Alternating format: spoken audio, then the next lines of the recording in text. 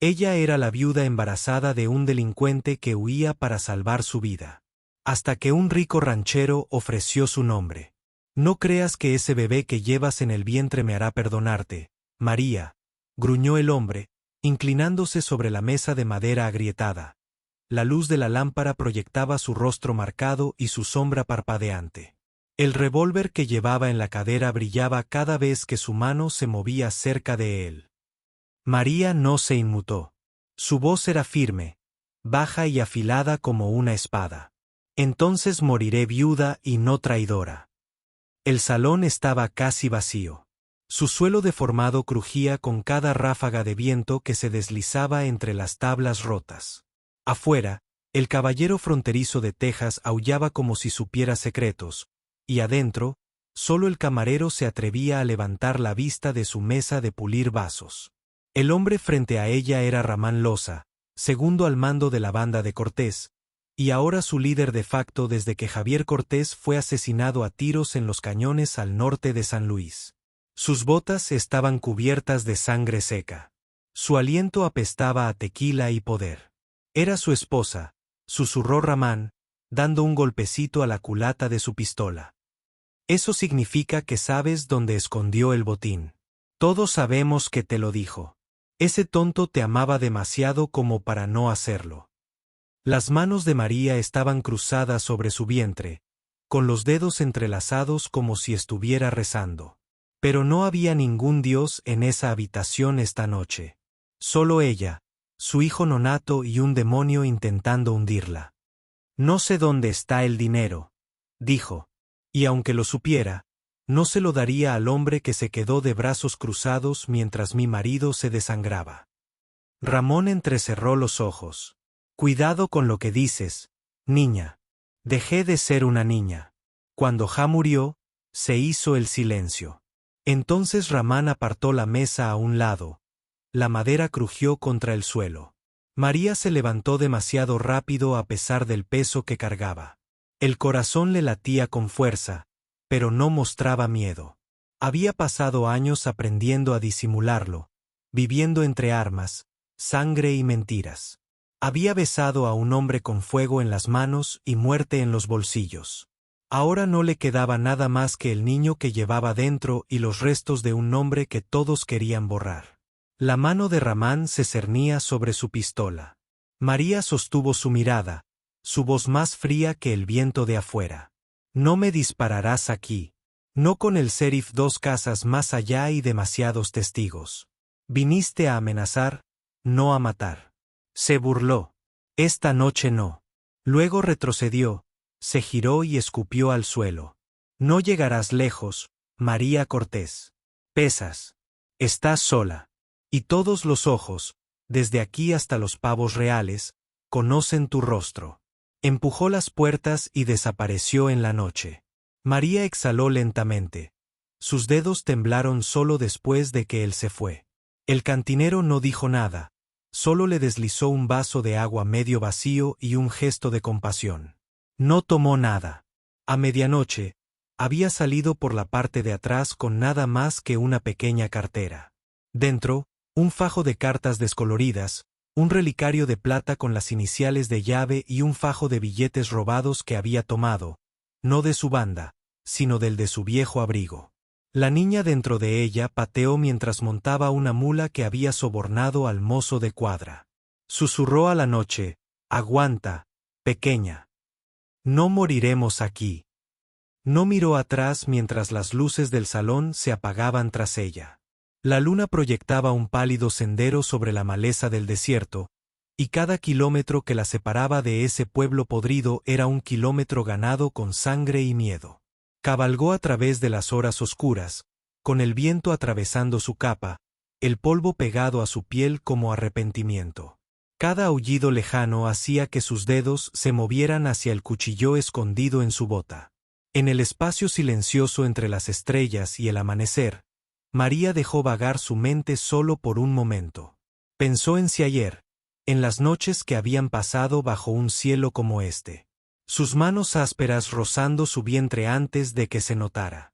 Le había prometido que algún día serían libres, que dejaría la pandilla y empezaría limpio. Pero la libertad tenía un precio y la había pagado con su vida antes de encontrarla. Ahora ella cargaba con el peso de sus pecados y la única parte de él que le quedaba que importaba. No sabía a dónde iba, pero sabía quién la perseguía. Y sabía que tenía que seguir adelante porque el niño dentro de ella no era solo sangre y hueso. Él era esperanza. Y la esperanza siempre era buscada. El calor había amainado al anochecer, pero el aire del desierto era implacable. La visión de María se nubló a medida que la mula aminoraba la marcha. Sus dedos perdieron el agarre de la lluvia. Su respiración se volvió superficial y rápida. Había ido demasiado lejos, demasiado tiempo. Debería haberse detenido hacía horas. El horizonte se inclinó, giró, y luego la oscuridad. Cuando abrió los ojos, no vio el cielo nocturno ni la arena interminable, sino un techo bajo de madera, áspero y silencioso. El aroma a agua limpia, leña y hierba seca le llenó la nariz. Una manta la cubría, gruesa y cálida. Sus botas, polvorientas y agrietadas, habían sido colocadas a su lado, con las suelas recién cosidas. Su mochila descansaba cerca, intacta. Se incorporó rápidamente, con una oleada de pánico recorriéndole el pecho. Se llevó la mano inmediatamente al vientre. El bebé pateó en protesta, aún vivo. Examinó la habitación. Era un refugio modesto, una estación de paso, o tal vez una cabaña, medio enterrada en la arena, desgastada por el tiempo, pero aún en pie. El fuego de la chimenea se había apagado, y junto a él había una taza de agua de hojalata, aún caliente al tacto. Y entonces lo vio.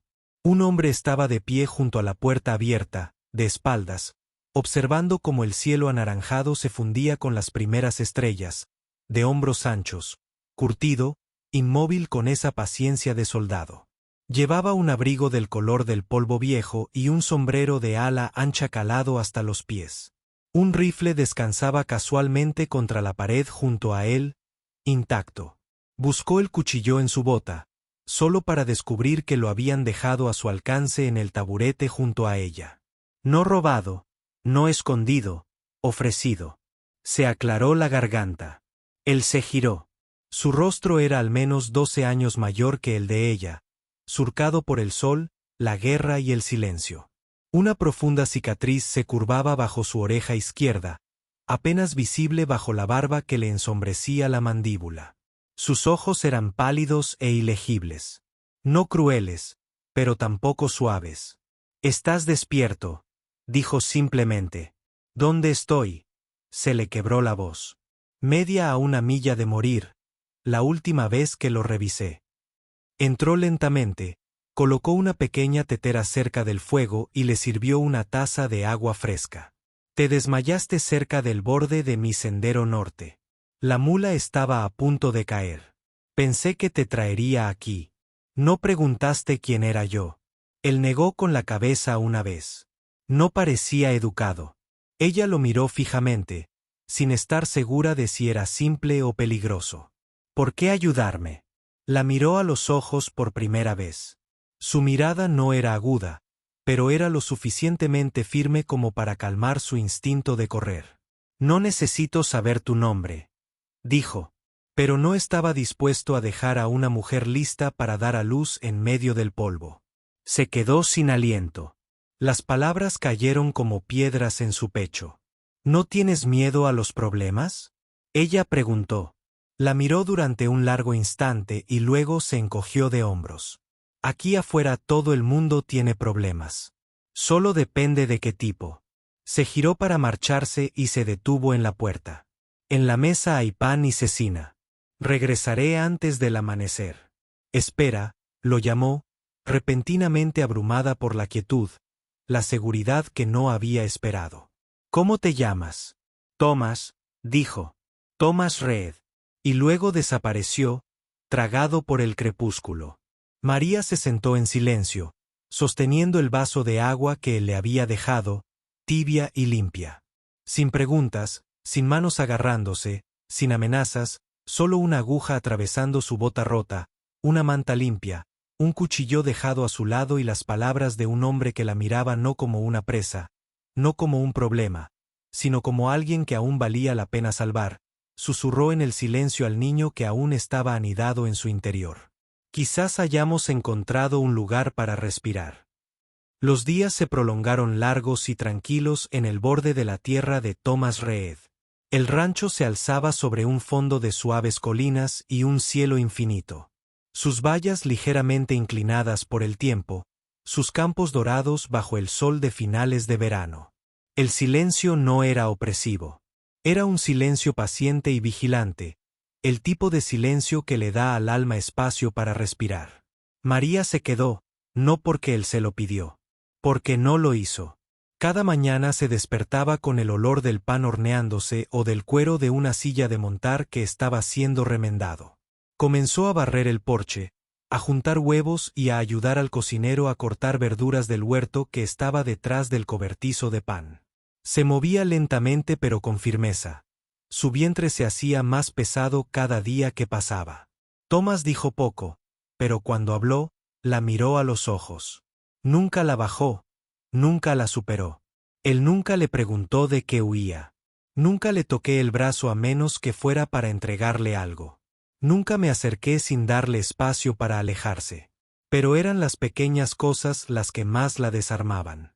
En la cuarta mañana, salió y encontró una silla esperándola en el porche, recién construida, con un respaldo inclinado y un cojín de cuero grueso, no hecho en fábrica, sino hecho a mano.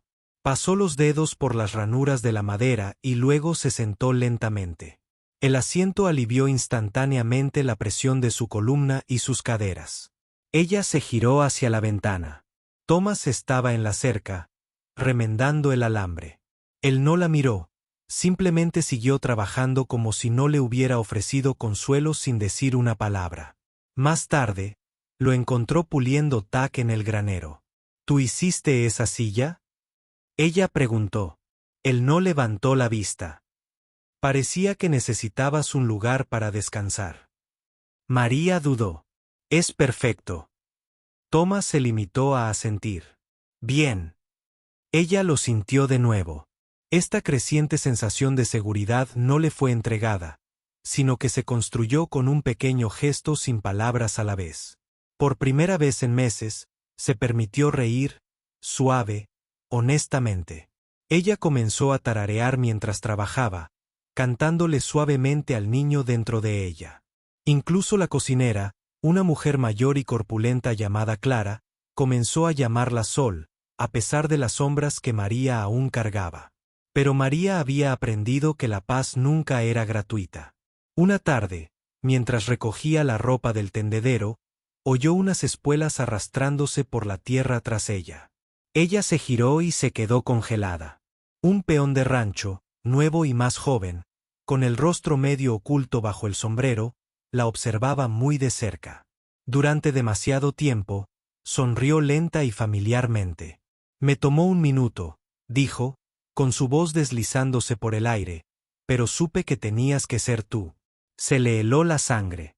Se quitó el guante y se limpió el polvo de la comisura de la boca. María Cortés viva y respirando. Esto hará que algunas personas se sientan muy interesadas. Su mano se dirigió a su vientre sin pensar. No sé de qué estás hablando, dijo rotundamente. Claro, sonrió. Y supongo que el niño no es la última pieza del tesoro de un hombre muerto. Se inclinó el sombrero. Que duermas profundamente esta noche. Se alejó como un hombre con el tiempo. María se quedó congelada, con el corazón palpitando con fuerza. Ella no tenía pruebas. No tengo idea de cuánto tiempo la había estado observando. Pero una cosa era segura. Él lo sabía. Y si él lo supiera, otros pronto lo sabrían también. Esa noche, Thomas la encontró sentada en el porche en la silla que él le había hecho, con el rostro pálido a la luz de la luna. ¿Estás bien?, preguntó, apoyándose en el poste. Ella lo miró con los ojos abiertos, llenos de la tormenta de la que había intentado escapar. Creo que uno de tus hombres va a hacer que me maten. Thomas no preguntó quién. Él no preguntó por qué. Él simplemente asintió una vez, entrecerrando los ojos hacia la oscura habitación de literas. Luego bajó los escalones. Las tablas crujieron bajo sus botas. María se sentó allí, sin saber qué haría, pero sabiendo que haría algo.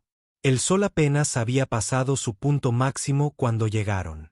3 hombres, todos vestidos con abrigos negros y sombreros de ala ancha, cabalgaron por el largo camino de tierra hacia el rancho como buitres rodeando un cadáver. Sus caballos eran flacos, inquietos y marcados con las cicatrices del duro viaje.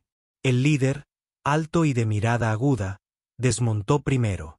Sus espuelas tintinearon cuando dio un paso adelante y sus botas levantaron polvo que se adhería a su abrigo como ceniza. Thomas Reed estaba de pie en el escalón más alto del porche, con los brazos cruzados y la mandíbula apretada. María observaba desde la ventana de la cocina, con las manos apretadas alrededor de una cuchara de madera y los ojos fijos en los extraños. «Estamos buscando un terreno», dijo el alto. «Escuché que este Spread podría estar a la venta». Thomas no dijo nada durante un largo suspiro. «Entonces escuchaste mal. Todo el mundo tiene un precio, señor Reed». Los ojos de Thomas no parpadearon. «No todo el mundo». Los hombres intercambiaron miradas. El segundo jinete, más bajo y fibroso, escupió un oscuro chorro de tabaco en la tierra. «Lindo lugar. Casa grande. Porche realmente bonito». Sus ojos se deslizaron hacia la ventana. María dio un paso atrás. Thomas no se movió. «Ya has tenido tu mirada». El tercer hombre, mayor y canoso, asintió una vez y se quitó las gafas. «Estaremos por aquí, señor Reed. Las cosas cambian». Se dieron la vuelta y continuaron avanzando lentamente, con paso pausado, como si quisieran que el polvo se asentara en la garganta de todos. Desde las sombras del granero, uno de los peones del rancho los observó mientras se marchaban. Esperó hasta que la última huella de casco se desvaneció antes de entrar a la casa principal. María todavía estaba en la ventana. Él habló en voz baja. «Ya lo sé. El corto. Solía realizar trabajos desde Santa Fe. Trabajó para Bounty Cruz. Trabajó con la pandilla de Cortés». A María se le cortó la respiración. Thomas, que estaba cerca, no dijo nada. Simplemente me di la vuelta y salí por la puerta trasera. Esa noche, el rancho se sumió en un silencio tenso e incómodo. Clara cerró las puertas antes de lo habitual. María no podía dormir. Algo andaba mal en el aire, denso, expectante. Y Thomas se fue. Había tomado su rifle, su caballo, no dejó ninguna nota. Pasó la medianoche, luego las 2, luego las 3. María estaba sentada en su silla, envuelta en la manta que él le había dejado hacía semanas, con el corazón latiendo con fuerza como si supiera algo que su mente no. Justo antes del amanecer, escuchó el sonido de los cascos que regresaban. Ella corrió hacia la ventana. Thomas desmontó lentamente. Su abrigo estaba roto en la manga y una mancha oscura le caía por un brazo. Caminaba con una ligera cojera, pero erguido, alerta, y en su cadera, el revólver todavía enfundado, sin ahumar. María lo encontró en el porche. Él la miró con el rostro ilegible. «Me di un paseo». «¿A dónde?» Él miró más allá de ella hacia el horizonte que se abría, un lugar donde el aire no era el adecuado. Ella se quedó mirando el rastro de sangre secándose en su manga. «No es mío», dijo simplemente. Su voz era apenas un susurro. «¿Qué hiciste?» «Dejé algo claro». No dijo más. Pero a kilómetros de distancia, en una abandonada estación de paso situada cerca del paso del cañón, 3 caballos negros vagaban sin jinete. Les habían cortado las riendas y les habían quitado las sillas de montar. Un árbol al borde del campamento tenía una tira de cuero crudo clavada en el tronco. Sobre él se leía una escritura en carbón ennegrecido. «La mujer aquí está bajo mi protección. Regresará y habrá sangre». Dentro del barracón yacían 3 hombres gimiendo, desarmados y humillados. Uno tenía una muñeca rota. Uno de ellos había perdido sus dientes frontales por la culata de un rifle. El líder, su orgullo, la peor herida de todas. De regreso al rancho, María vio algo en el rostro de Thomas que la sacudió más que cualquier otra cosa. Él no estaba orgulloso. Él no estaba enojado. Estaba cansado, pero decidido. Arriesgaste tu vida por mí, dijo. No te pregunté por qué viniste aquí, respondió. Pero no voy a permitir que una mujer que está a punto de traer vida a este mundo se enfrente a la muerte en mi puerta.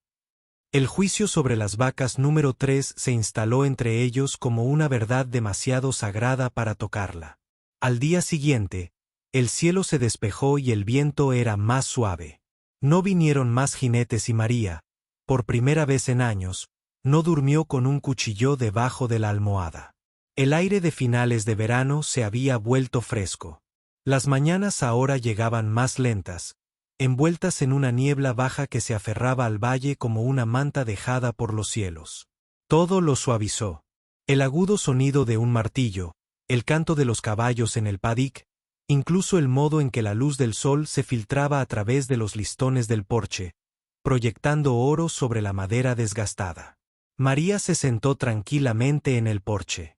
Una madeja de lana suave se movía a su lado.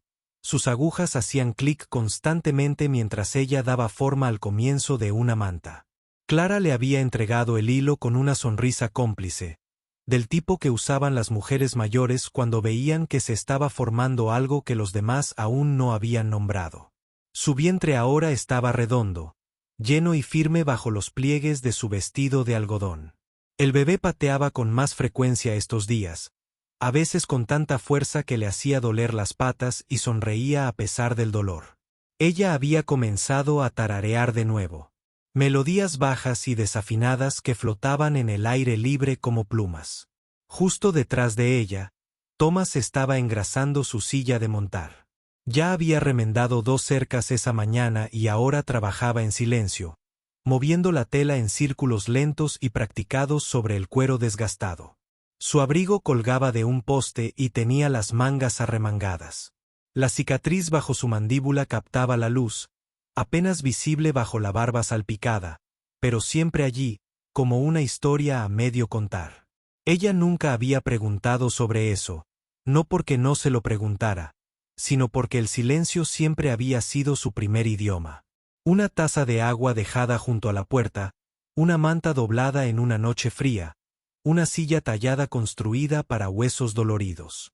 Su confianza había crecido en gestos, no en confesiones. Pero esa mañana, la niebla contenía algo diferente, una invitación silenciosa. Entonces ella preguntó, ¿cómo conseguiste esa cicatriz? Su voz era suave, no presionante, simplemente abierta. Thomas no levantó la mirada de inmediato. Terminó de frotar el cuero, luego dobló la tela con cuidado y la dejó a un lado. Lentamente, se movió hacia atrás y se sentó en el borde del porche, con las botas estiradas en el polvo y las manos descansando libremente entre las rodillas. Nuevo México, 1867, dijo después de una pausa. Yo estaba destinado cerca de Fort Stanton y en aquel entonces todavía vestía de azul. Ella esperó. Recibí una carta que decía que mi esposa y mi hijo habían llevado la carreta a la ciudad y nunca regresaron. Me tomó 6 días llegar a casa.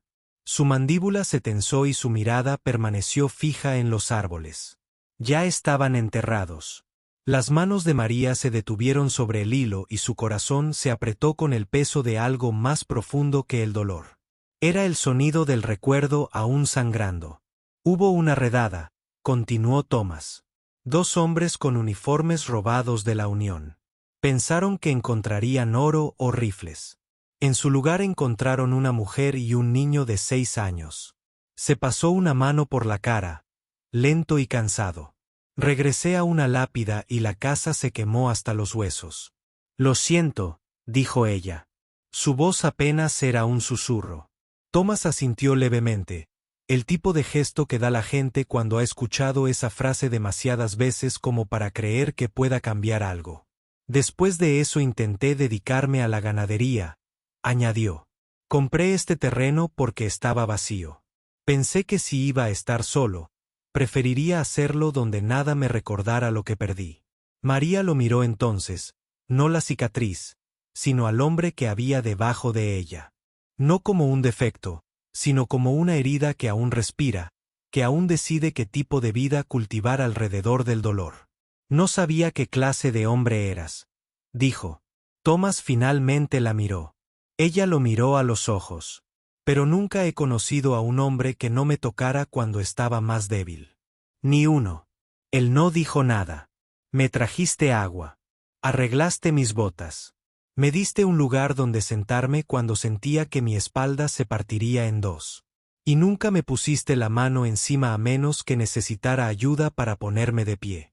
La verdad flotaba en el aire como humo de leña, pesada y persistente. Lo perdí todo una vez porque no pude llegar a tiempo, dijo Thomas finalmente, en voz baja.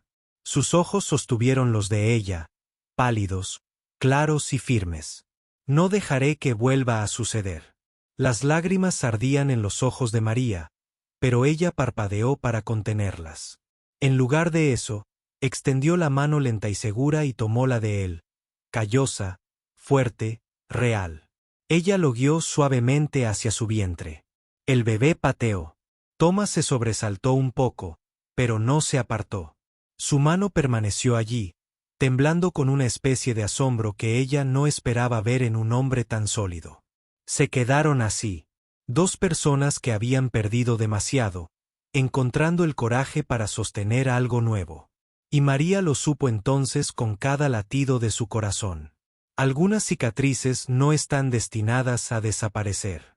Algunos están destinados a ser vistos, para que nunca olvides en quien te convertiste después de la ruptura. Era un mediodía polvoriento cuando llegó el mensajero. Llegó en un caballo castaño, con el pelaje arrugado y la insignia de un condado del norte prendida torcidamente en el chaleco. Clara lo vio primero y llamó a Thomas. María estaba de pie en el porche, con las manos sobre el vientre, mientras el hombre desmontaba, se quitaba el sombrero y sacaba un documento amarillo de su alforja. Su voz era oficial, demasiado oficial. Estoy buscando a una mujer que se llama María Cortés, dijo. Se han emitido órdenes de arresto. Acusado de ayudar e instigar a un conocido delincuente y evadir el arresto legal. Miró el papel. Se busca con vida. Recompensa publicada. Considerado peligroso. María sintió que el mundo se inclinaba bajo sus botas. El bebé pateó fuerte como si supiera. Clara dio un paso adelante. Debes estar equivocado. No hay nadie aquí con ese nombre. La voz de Thomas cortó el aire como una espada. ¡Ay! Todos se giraron. Ella es mi esposa, dijo. A María se le cortó la respiración. Thomas bajó los escalones del porche, tranquilo como siempre, pero algo ardía detrás de sus ojos ahora. Algo afilado, antiguo e inamovible.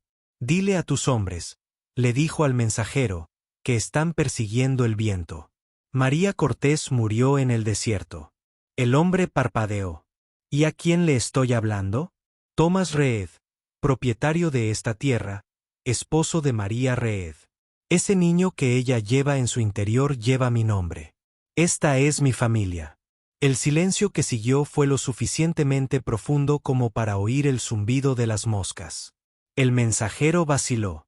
Eso cambia de jurisdicción, pero sí es mentira. Thomas se acercó más. Si quieres interrogarme, hazlo delante de un juez en la ciudad. El mensajero tragó saliva y asintió una vez. Lo reportaré. Se fue dejando polvo a su paso. María se quedó congelada, con la barandilla del porche clavándose en su palma. Esa tarde, Thomas la llevó a la ciudad. El Palacio de Justicia estaba casi vacío, solo un secretario, un juez y un ayudante cabeceando en un rincón. Thomas les dio nombres, fechas, les contó de su vida juntos, su intención de criar al niño en paz. Dijo pocas palabras, solo las que importaban. Ella no es una criminal, dijo. Ella es una mujer que lleva el futuro. Eso debe ser protegido.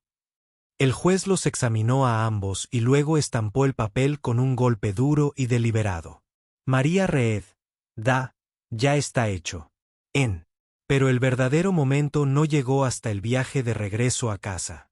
El sol se estaba poniendo, extendiendo cintas doradas a lo largo del sendero.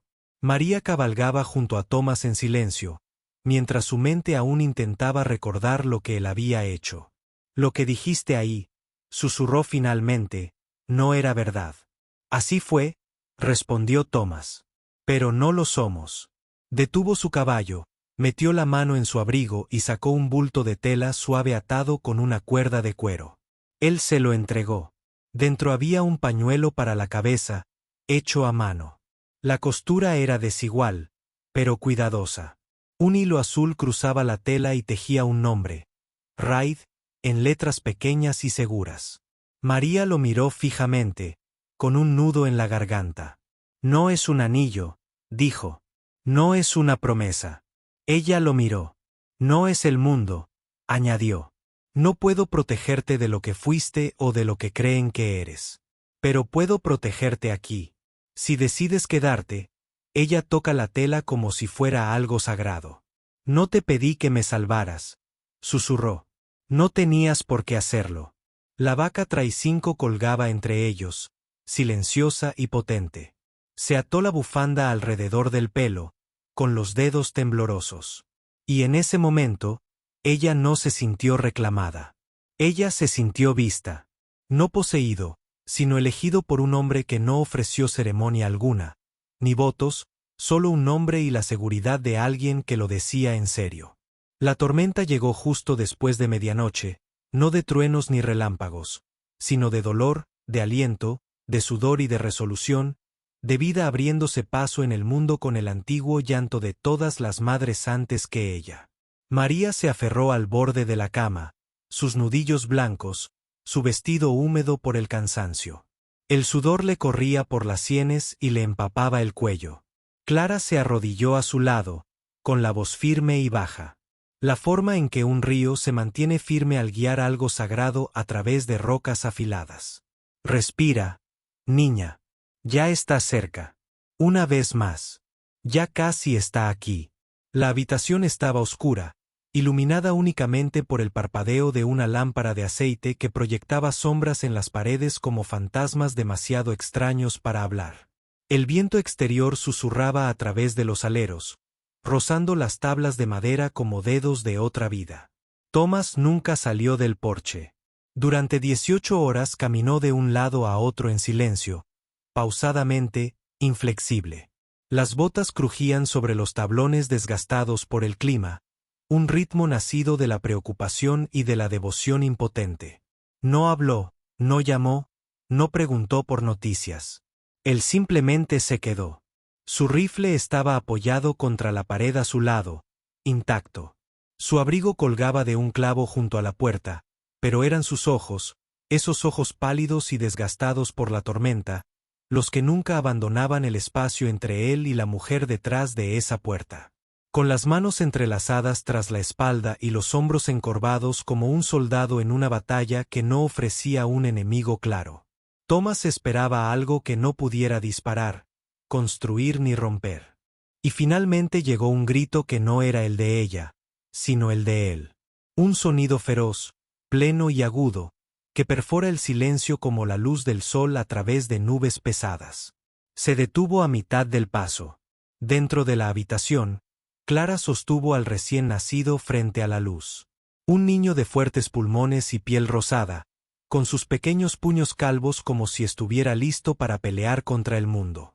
María se desplomó sobre la almohada, con la respiración entrecortada y el cuerpo temblando. Las lágrimas corrieron libremente. Su pecho se agitaba con el peso de todo lo que había cargado y todo lo que acababa de dejar ir. «Es fuerte», susurró Clara, pasando una mano suavemente sobre el cabello del bebé y en voz alta. María dejó escapar una risa entrecortada y sin aliento. «Está vivo». Clara lo envolvió en una toalla limpia, tarareando suavemente mientras lo limpiaba. María giró la cabeza lentamente hacia la puerta, esperando que Thomas irrumpiera, que entrara corriendo con ojos salvajes y preguntas. Pero nadie entró y entonces ella se dio cuenta. Algo pequeño, algo humilde, había sido colocado justo más allá del umbral. Un caballo de madera, no comprado en tienda, no pulido, sino tallado a mano, tosco en los bordes. Se queda paralizado a medio galope, como si también hubiera estado corriendo hacia algo largamente esperado.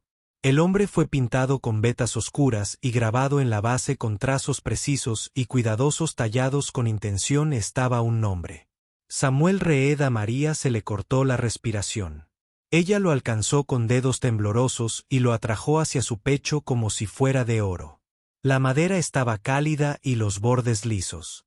Cada centímetro de ella llevaba el peso del tiempo, la paciencia y el amor no expresado. Ella comenzó a llorar, no de dolor, ni de cansancio, sino por algo más antiguo que ambos. Desde la gratitud, desde el asombro, desde la simple y abrumadora verdad de ser visto.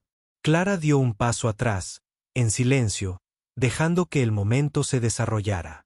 María miró a su hijo, cuyos párpados revoloteaban y sus dedos se movían nerviosamente.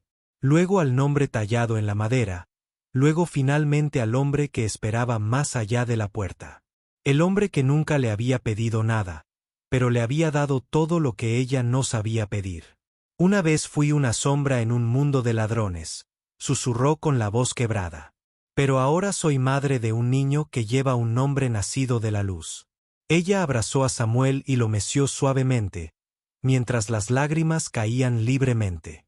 Afuera, Thomas estaba sentado en el porche, con las manos juntas y la cabeza inclinada bajo el suave resplandor de una lámpara, y por primera vez en años, la casa ya no se sentía embrujada. Me sentí como en casa. El otoño llegó con hojas doradas y alegría tranquila. María caminaba cada mañana hacia la ciudad. Samuel se acurrucó cómodamente contra su pecho, con una canasta de libros y pizarras balanceándose suavemente en su mano. La pequeña escuela había estado sin uso durante años. Sus paredes estaban cansadas y sus bancos polvorientos. Pero bajo su cuidado, volvió a la vida. Las risas de los niños se derramaban por las ventanas. El polvo de tiza bailaba en la luz. Ella nunca se consideró maestra, pero los niños sí. Algunos habitantes del pueblo la miraron 2 veces cuando llegó por primera vez. Algunos susurraron, pero los susurros se desvanecieron, y la bondad, cuando vive lo suficiente, habla más fuerte que cualquier rumor. Thomas nunca le pidió que se quedara, y María nunca le dijo que había elegido quedarse. Pero cada noche, cuando el crepúsculo caía sobre las colinas, encendía la linterna en la ventana. Cada noche, el resplandor la esperaba como una promesa que nunca necesitaba pronunciar. Como un faro, no para los barcos, sino para los corazones que intentan encontrar la orilla. Samuel creció rápido, pateando, con los ojos abiertos y la risa fuerte. Se arrastró detrás de las gallinas que tiraban de la barba de Thomas, y una vez intentó masticar la esquina del caballo tallado que todavía estaba junto a su cama. Thomas le construyó una cuna, luego una silla, luego un columpio. María plantó la banda cerca del porche. Ella remendaba camisas, enseñaba matemáticas y leía en voz alta bajo los árboles. El pasado, con su fuego, su sangre y su traición, ya no la gobernaba. Simplemente existía detrás de ella. Una tarde, cuando el sol estaba bajo y Samuel dormía en sus brazos, ella salió al porche y encontró a Thomas sentado allí, como solía hacer, en silencio, atento, completo. Ella se sentó a su lado, apoyando la cabeza en su hombro. No hubo palabras. No se necesitaba ninguno. Nunca habían hablado de matrimonio, nunca de mañana, solo de ahora. Y eso de alguna manera fue suficiente. En el silencio que siguió, María observó la tierra, las cercas que había ayudado a reparar, los árboles que ahora sombreaban la risa de Samuel, el cielo que ya no parecía un lugar del cual huir. Y ella pensó, así es como se siente quedarse. Más tarde esa noche, mientras Samuel dormía en la habitación con su caballo de madera y su nombre grabado, María se sentó junto a la ventana y escribió en su diario, sus propias palabras, de su puño y letra, para nadie más que para ella misma. Una vez fui una viuda que huía de disparos y mentiras. Ahora vivo bajo un techo donde cada viga, cada clavo, fue colocado por manos que no pidieron nada a cambio. No llevo su nombre por una promesa hecha ante los hombres. Lo llevo porque fue el primer nombre que elegí. Cuando finalmente me elegí, ella cerró el libro, apagó la lámpara de un soplo y caminó por el pasillo hasta donde el hombre que la había esperado todas las noches seguía sentado, con la linterna encendida, iluminando silenciosamente el camino a casa. Si esta historia te conmovió, si sentiste el polvo, el peligro y la silenciosa fuerza del amor que solo pide presencia, entonces cabalga con nosotros de nuevo. En Historias de Amor del Salvaje Oeste, te traemos la pasión indomable y la esperanza perdurable de una tierra donde los corazones tuvieron que luchar con la misma fuerza que las armas. Suscríbete a nuestro canal y toca la campana para no perderte ninguna historia de agallas, gracia y ese amor que no grita, se queda. Historias de amor del lejano oeste, donde el oeste era salvaje y el amor era real.